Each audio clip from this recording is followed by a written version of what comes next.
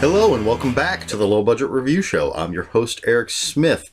It's been quite a while since I've done a low budget review show video. I think I only did one in October because I spent the whole month watching horror movies and posting little quick crappy video reviews of those, and they weren't an official part of this series. But we're back now. I have all sorts of cool stuff to review, books and games, and I wanted to start with a supplement for the DC deck building game, and that is the Legion of Superheroes. It's crossover pack 3. Now the DC deck building game is my favorite deck building game. It's from Cryptozoic. I absolutely love this game. We play it so much. The artwork is beautiful. The gameplay is relatively simple. I know it's not everyone's favorite, but it's mine. It's so much fun. Now there are 4 base games so far for DC deck building, and I'm just going to glance over here at my game stack. The first one is simply called DC deck building game. The second was Heroes United. The third was Forever Evil, and the fourth was Teen Titans. There are also 2 Crisis expansions, which add Crisis events, impossible supervillains, cooperative gameplay, a bunch of new heroes. They're really difficult. We lose the Crisis games more often than we win. There's also a 2-player game, Rivals. It's Batman versus the Joker. I believe there's a new one coming out that's going to be Batman versus Superman. There are also more crossover packs coming out, but I really want to talk about this one. Now, I'm not a huge fan of Legion of Superheroes. I've read the comic a few times over the years and just never really got into it. But I love the DC deck building game so much, I'll buy anything that they put out. So I picked this up, and I'm so glad I did because I absolutely love this. It adds a new element that I think is fantastic. Before I get into that, I'm going to give you a really quick overview of how you play the game. Absolutely no details at all in this overview. I have reviewed both Forever Evil and Teen Titans, so if you want more specifics, check out one of those reviews. I'll have links for those up there somewhere. But very, very basically, each player gets a superhero character. That's who they are going to be in the game, and it gives them a special ability they can use throughout the game. Then, every player is going to start with the exact same 10-card deck. These are very weak cards. 3 of them are completely worthless. But you use those cards to buy more powerful cards, thus building your deck. So you buy the more powerful cards, build your deck. You want to defeat the supervillains in the supervillain stack. Once the last supervillain is defeated, the game ends. You add up your victory points. The person with the most points wins. It's that easy. And I think a lot of fun. So, the crossover packs, and this is the third, obviously, since it's pack 3, just add some new superheroes, new supervillains, and in this case, 14 new main deck cards. The big thing with this particular crossover pack is the new ability called Time Travel. Now, just to make sure I have this right, I'm going to read it straight from the little special card here. Time Travel. If you see the keyword Time Travel on a card, it means, quote, you may discard a card from your hand to play this card from the lineup or supervillain stack. If you do, you cannot buy it this turn and return it at the end of your turn. End quote. So, if there's a card in the lineup that has the time travel keyword on it, if the top card of the supervillain stack has the keyword time travel on it, you can discard any card from your hand and play the card that says time travel on it. Which means your worthless cards, like vulnerabilities and weaknesses, can now become worthwhile because you can discard it and play a pretty decent card. Now, I'm not going to go over the specific supervillains because all the crossover packs tell you should be surprised by the supervillain stack. So I'm going to follow their wishes and not reveal everything about the supervillain stack. I will say, in all the other versions of the DC deck building game, the supervillains have first appearance attacks. The majority of them do. There may be a few that don't, like the one you always start off with. But what that means is once you've defeated the supervillain that's on top of the stack, you put that into your deck, you flip over and reveal the new supervillain that's on top of the stack, and he'll have an attack that hits everybody. These supervillains do not have a first appearance attack. And you might say to yourself, well, that just makes the game too easy. No, because they all have an attack, and they all have the time travel ability. So on my turn, I can discard a weakness or a vulnerability or a punch, play that supervillain card, and attack all of my foes. So it actually creates that everybody can attack every turn, essentially, at least once. So I love the time travel element. As I said, it makes your worthless cards worthwhile. And some of these abilities are fantastic. Now, once you own these cards, once you buy these cards from the lineup or from the supervillain stack, you just play them as normal from your hand. But I'll tell you right now, my favorite card is Telepathy. And let me tell you what it does. It says, if this is the first card you play this turn, discard your hand and choose a foe. Play that foe's hand this turn, and return each card played this way to that foe's hand when it leaves play. Otherwise, +2 power. So, I like to gamble when I play these games. In the original base set, I love the Riddler card because it allows you to purchase the top card of the main deck for 3 power. So if you have 12 power, you can gain the top 4 cards of the main deck. You don't know what they are.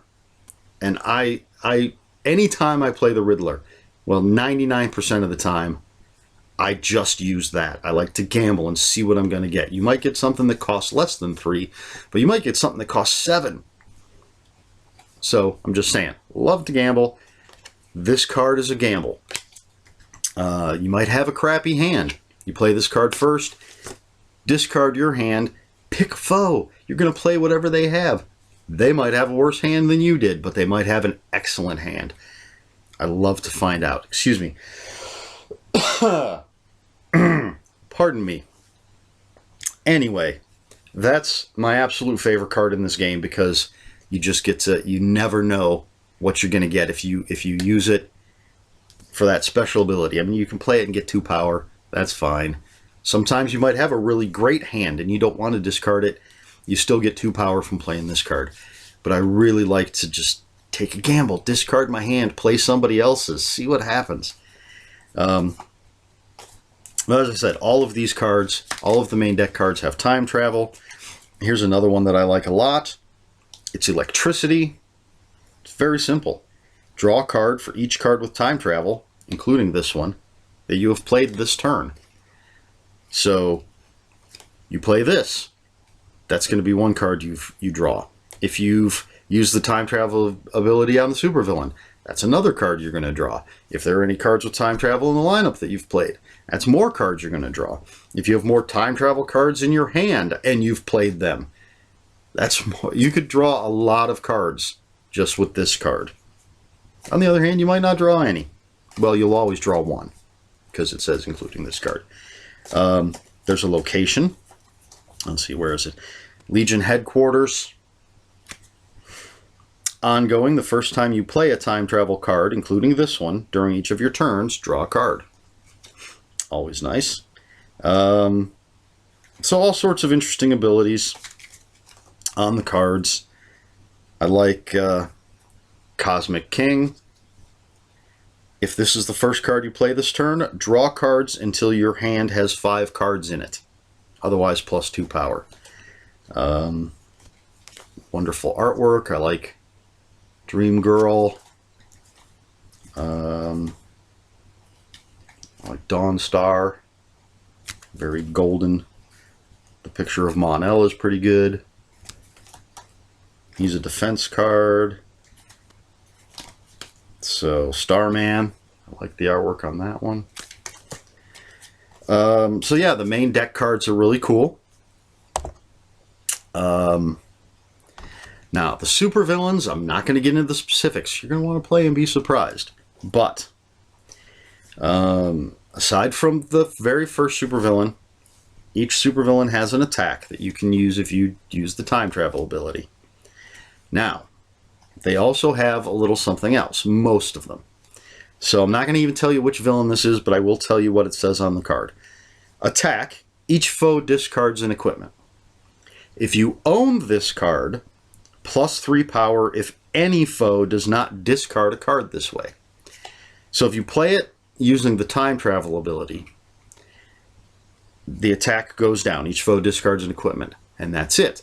But if you've acquired this card and play it from your hand, again, if you own this card, +3 power if any foe does not discard a card this way.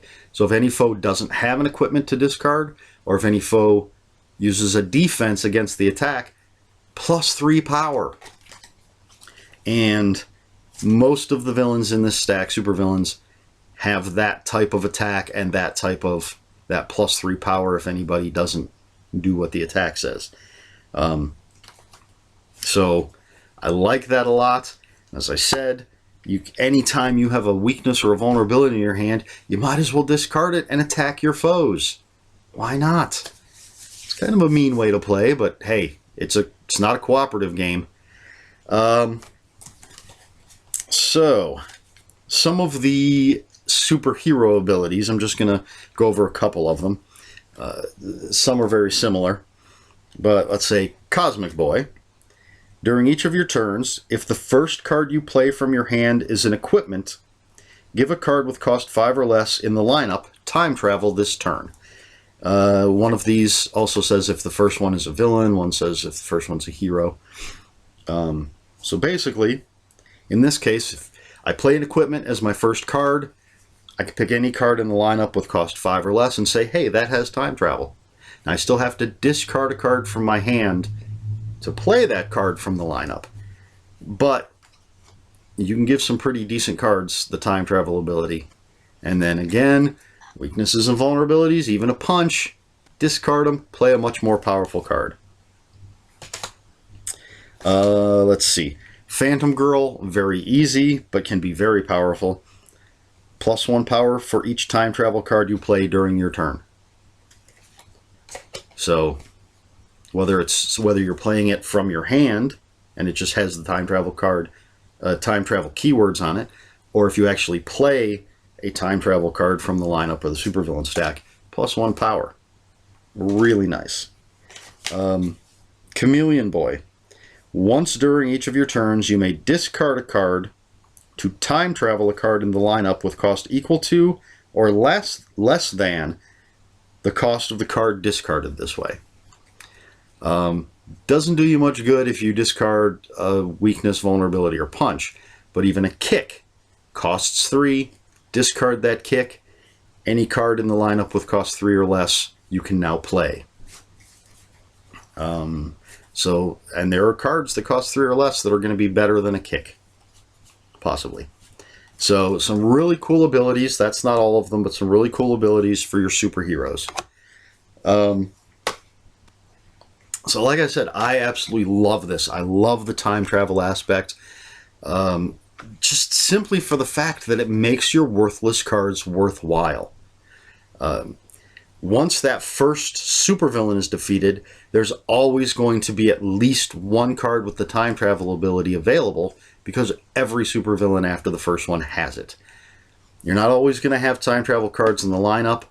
Sometimes you'll have multiple time travel cards in the lineup. And And again, you have to make that decision. Do I want to use the time travel ability and not be able to buy that card this turn? Or would I rather have that card for the rest of the game, not use the ability right now so that I can purchase it? Adds some interesting elements to the game. Even though I'm not a huge fan of the characters, I absolutely love this new crossover pack. As always, the artwork is fantastic. The characters are cool for what they are. You know, it's no JSA. But the new aspect of the game, I love. Absolutely love it.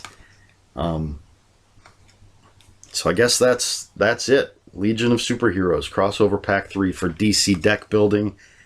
I don't do my drawings as ratings for anything but books, but I would definitely give this 5 out of 5. Absolutely fantastic. I can't remember if I mentioned you do need one of the main games to play this. I mean, this is just a little tiny thing. If I put all the cards together, I mean, that's all you're getting, which isn't bad. It's around $10, depending on where you pick it up, for a decent little pack of cards that goes into one of your main games. I like to play it with Heroes United simply because that base game has the Legion Flight Ring as one of its main deck cards. Well, there's multiple copies of it, but it's one of the main deck cards. And since this is Legion, there's a Legion Flight Ring. Put them together. That's how my brain works, if you want to call it that. All right, so I think that covers everything. As I said, I will have links to my reviews for both Forever Evil and Teen Titans up here somewhere if you want to know more specifics about how the game itself is played. Excuse me. I will have a couple of links, I think, in the description below where you can pick up this crossover pack. I should have the Cryptozoic site link and one for Amazon if you want to pick this up. But remember, you need a base set to play this. So don't just pick this up and think you're going to play a game. Got to have the base set. But you should have the base set. This game is just, in general, DC deck building is so much fun. If you have any comments, questions, or corrections, please put them in the comments below. Comments are open for spoilers, but post a spoiler warning. It's been a while since I've done a low-budget review show video, so I'm trying to remember everything I say at the end. Please like, share, and subscribe. I think that's it. So, this has been a new episode of the Low Budget Review Show. I have been Eric Smith, and until next time, read more books.